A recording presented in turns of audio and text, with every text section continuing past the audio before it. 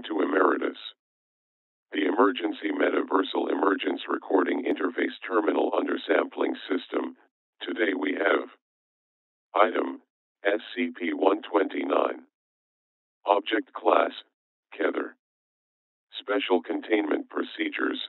SCP-129 is at large in the world and infects large numbers of humans and animals daily. As such, containment efforts are focused on treatment of infected individuals and on eradication of any or all member species of SCP-129. Although at least 98% of the world's population harbors a natural immunity to one or more species of SCP-129, outbreaks that reach Stage 3 or higher, described below, must be contained as quickly as possible, with infected individuals quarantined under highest-risk contagion protocols. See document #129A1 for further information. In the event of Stage 4 or Stage 5 outbreak, in addition to the above procedures, data expunged, as described in document #129A2, Level 4 clearance required. Description: SCP-129 is a series of at least redacted different species of fungus that can infect any animal with mucosal membranes.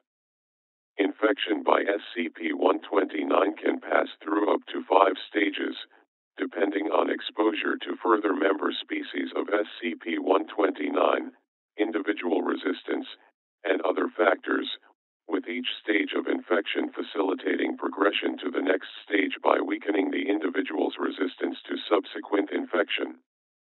Due to a combination of historical events, most humans and animals are naturally immune to SCP-129-04 through SCP-129 redacted.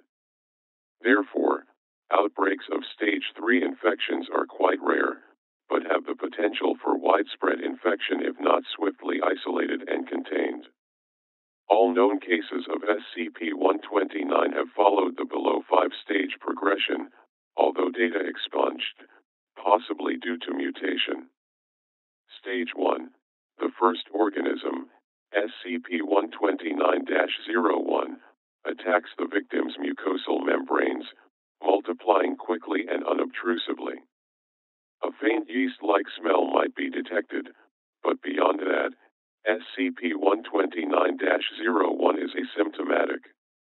A second organism, SCP-129-02, can then infect the host, causing the victim to experience symptoms identical to those of acute viral nasopharyngitis, the common cold. The decreased efficacy of the host's immune system due to infection from SCP-129-02 allows SCP-129-01 to become entrenched further.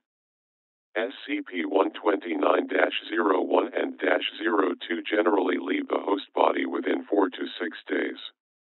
Though both species are fairly widespread, and most of the population has little to no protection against either organism, they pose little danger themselves, except to facilitate infection by SCP-129-03. Stage 2.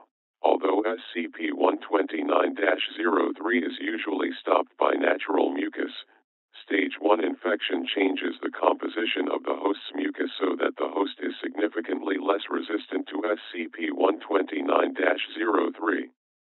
Once established in the host, SCP-129-03 alters the host's mucus, lymph, and blood such that other species of SCP-129 can thrive in the host. Symptoms of Stage 2 infection include greatly increased mucus production, a nagging cough due to excess phlegm, a lingering low-grade fever, increased sweating and salivating, a somewhat increased preference for vegetables, and the complaint that certain fruit juices taste odd. Infection by SCP-129-03 generally lasts anywhere from 2 weeks to 4 months before being driven out by the immune system, unless the host enters Stage 3 infection.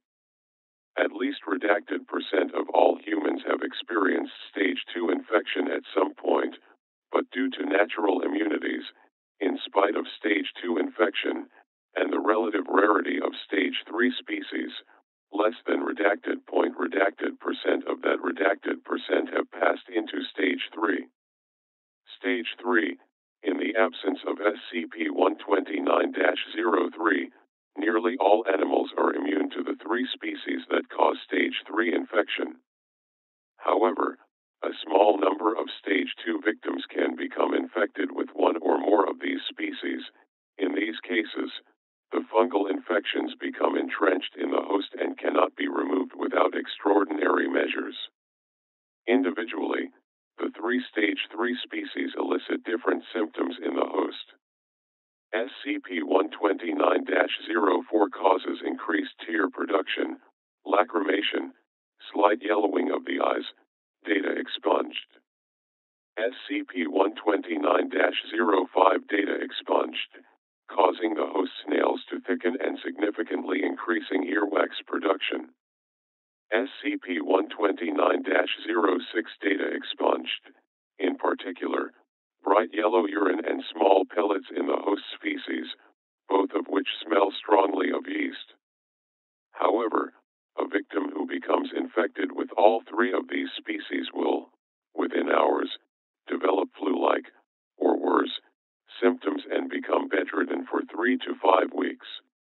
Afterward, though the victim appears to have recovered fully, in actuality SCP-129 has spread throughout all systems in the host's body, marking passage into Stage 4. Stage 4. Victims who reach Stage 4 appear generally healthy and indeed may be more lively and energetic than at any time since first contracting SCP-129. In actuality, SCP-129-01 through -06 have spread throughout the host's body, completely infiltrating the subject's immune, respiratory, circulatory, reproductive, data expunged, and central nervous systems. Mycelia from SCP-129 species also permeate the host's skin and replace some percentage, up toward acted percent, of the host's hair. These hyphae, which are nearly indistinguishable from the host's natural hair, are used to propagate SCP-129 to other hosts. Any potential host that comes into contact with shed-off hyphae has a 9% chance of becoming infected with SCP-129. Hyphae seem to be equally contagious from any part of the host's body, although data expunged if sexually transmitted due to data expunged. Despite, or perhaps because of, increased susceptibility to SCP-129, Stage 4 victims are much more resistant to viral and bacterial pathogens than uninfected subjects. All known subjects who have reached Stage 4 have either progressed to Stage 5 or died within redacted weeks. Stage 5.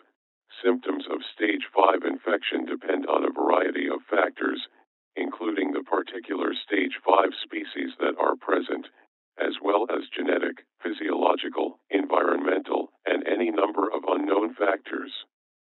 However, as in Stage 4, all Stage 5 victims are highly contagious and can infect victims who had previously shown complete immunity. Notable manifestations of Stage 5 symptoms. February redacted. Witnesses riding in a commuter train car in data expunged described the woman suddenly blowing up like a balloon and exploding, but instead of blood and viscera, the contents of the car were covered in spores and filaments. Analysis later showed that the victim was infected with SCP-129-09, SCP-129-14, and SCP-129 redacted. All persons and objects in the affected area were quarantined, euthanized, and incinerated per protocol. Redacted casualties, including redacted Foundation personnel. May redacted. Following a string of disappearances in data expunged were tracked to a cave several kilometers from town. Inside, investigators found several pulsating mounds of flesh and vegetative material. Although most were unrecognizable, a few of the entities retained some human characteristics and were identified as some of the missing citizens.